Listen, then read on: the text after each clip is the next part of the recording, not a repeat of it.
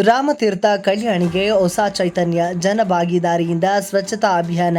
ಪಾವಗಡ ತಾಲೂಕಿನ ನಿಡಗಲ್ಲು ಸಮೀಪದ ಪುರಾತನ ರಾಮತೀರ್ಥ ಕಲ್ಯಾಣಿಯಲ್ಲಿ ಶನಿವಾರ ತಾಲೂಕು ಕಾನೂನು ಸೇವಾ ಸಮಿತಿಯಿಂದ ಜನಸಂಚಯ ಜನಭಾಗಿದಾರಿ ಕಾರ್ಯಕ್ರಮದಡಿ ಸ್ವಚ್ಛತಾ ಹಾಗೂ ಅಭಿವೃದ್ಧಿ ಕಾರ್ಯಗಳನ್ನು ಹಮ್ಮಿಕೊಳ್ಳಲಾಯಿತು.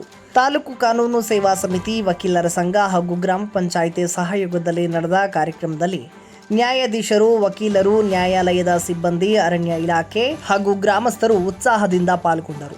ಕಲ್ಯಾಣಿಯಲ್ಲಿದ್ದ ಗಿಡಗಂಟೆ ಮತ್ತು ತ್ಯಾಜ್ಯವನ್ನು ತೆರವುಗೊಳಿಸಿ ತಡೆಗೋಡೆಗಳಿಗೆ ಬಣ್ಣ ಬಳಿದರು. ಜಾಗೃತಿ ಬರಹಗಳನ್ನು ಬರೆಯಲಾಯಿತು. ಜೊತೆಗೆ ನೀರು ಸಂಗ್ರಹಣಾ ತೊಟ್ಟಿಯನ್ನು ಪುನಶ್ಚೇತನಗೊಳಿಸಿ ಸುತ್ತಮುತ್ತ ವಿವಿಧ ಗಿಡಗಳನ್ನು ನೆಡಲಾಯಿತು. ಹಿರಿಯ ಸಿವಿಲ್ ನ್ಯಾಯಾಧೀಶರಾದ ವಿ. ಮಾದೇಶ ಅವರು ಮಾತನಾಡಿ, ಪುರಾತನ ಜಲಮೂಲಗಳ ಸಂರಕ್ಷಣೆ ಪ್ರತಿಯೊಬ್ಬರ ಹೊಣೆ ಎಂದು ತಿಳಿಸಿದರು.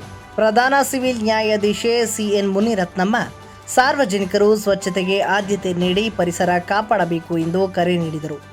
ವಕೀಲರ ಸಂಘದ ಅಧ್ಯಕ್ಷ ಆರ್. ರಂಗನಾಥಪ್ಪ, ಸರ್ಕಾರಿ ವಕೀಲ ಜಿ.ಎಚ್. ಸಣ್ಣೀರಪ್ಪ, ಅರಣ್ಯ ಇಲಾಖೆಯ ಸುರೇಶ್, ಪಿಡಿಒ ಚಿಕ್ಕಣ್ಣ, ಉಪ ವಲಯ ಅರಣ್ಯಾಧಿಕಾರಿ ಸಲಾರ್ ಅಹಮದ್ ಸೇರಿದಂತೆ ಹಲವು ಅಧಿಕಾರಿಗಳು ಮತ್ತು ಗ್ರಾಮಸ್ಥರು ಕಾರ್ಯಕ್ರಮದಲ್ಲಿ ಭಾಗಿಯಾಗಿದ್ದರು. ಸ್ಥಳೀಯರು ಈ ಅಭಿಯಾನವನ್ನು ಶ್ಲಾಘಿಸಿ ರಾಮತೀರ್ಥವನ್ನು ಪ್ರವಾಸಿ ತಾಣವಾಗಿ ಮತ್ತಷ್ಟು ಅಭಿವೃದ್ಧಿಪಡಿಸಬೇಕು ಎಂದು ಒತ್ತಾಯಿಸಿದರು.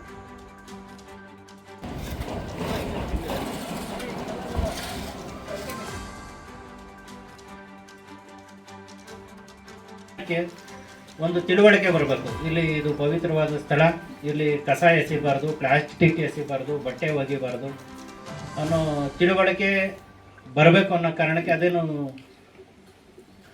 ನಮಗೆ ನಮ್ಮ ಮನಸ್ಸಿನಲ್ಲೇ ಬರಬೇಕು. ನಾವು ಆ ಸ್ಥಳದ ಮಹಿಮೆ ಏನು, ಅಲ್ಲಿ ನಾವು ಅದನ್ನು ಸ್ವಚ್ಛತೆ ಕಾಪಾಡಬೇಕಾಗಿರೋದು ನಮ್ಮ ಒಂದು ಧರ್ಮ ಕೂಡ.